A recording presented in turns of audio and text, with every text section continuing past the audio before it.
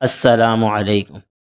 آج کے جو مسائل ہیں وہ ان چیزوں کے بارے میں ہیں جن کے ذریعے سے روزہ ٹوٹ جاتا ہے۔ پہلا مسئلہ یہ ہے کہ اگر کسی نے روزے کی حالت میں ناک میں دوا ڈالی اور وہ دماغ تک پہنچ گئی تو اس سے روزہ ٹوٹ جائے گا، اور اگر وہ دوا دماغ تک نہیں پہنچی تو روزہ نہیں ٹوٹے گا۔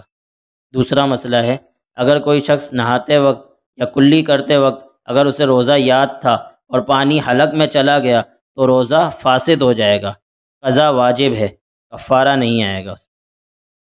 تیسرا مسئلہ جو ہے وہ الٹی کے متعلق ہے۔ اس کی بھی دو صورتیں ہیں۔ پہلی صورت تو یہ ہے کہ ایک شخص نے قصدن الٹی کی اور وہ منہ بھر کر ہو گئی تو اس سے روزہ ٹوٹ جائے گا۔ دوسری صورت یہ ہے کہ اگر ایک شخص کو تھوڑی سی الٹی ہوئی اور قصدن اس نے نگل لی اس الٹی کو تو اس سے بھی روزہ ٹوٹ جائے گا۔ چوتھا مسئلہ ہے اگر کسی شخص نے روزے کی حالت میں سگریٹ یا حقہ وغیرہ پیا تو روزہ ٹوٹ جائے گا اور قضا لازم ہوگی۔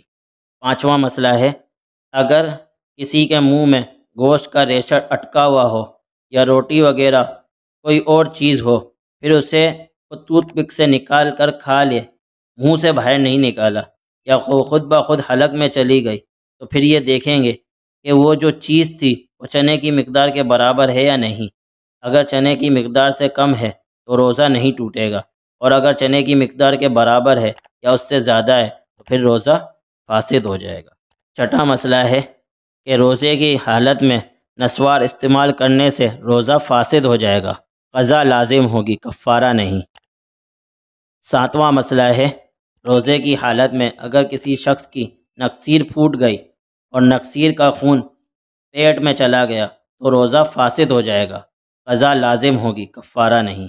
آٹھواں مسئلہ ہے کہ اگر کسی شخص نے روزے کی حالت میں بھانپ لی تو اس سے روزہ ٹوٹ جائے گا، یا اسی طرح اگر کسی شخص نے روزے کی حالت میں انہیلر کا استعمال کیا تو اس سے بھی روزہ ٹوٹ جائے گا، قضا لازم ہوگی۔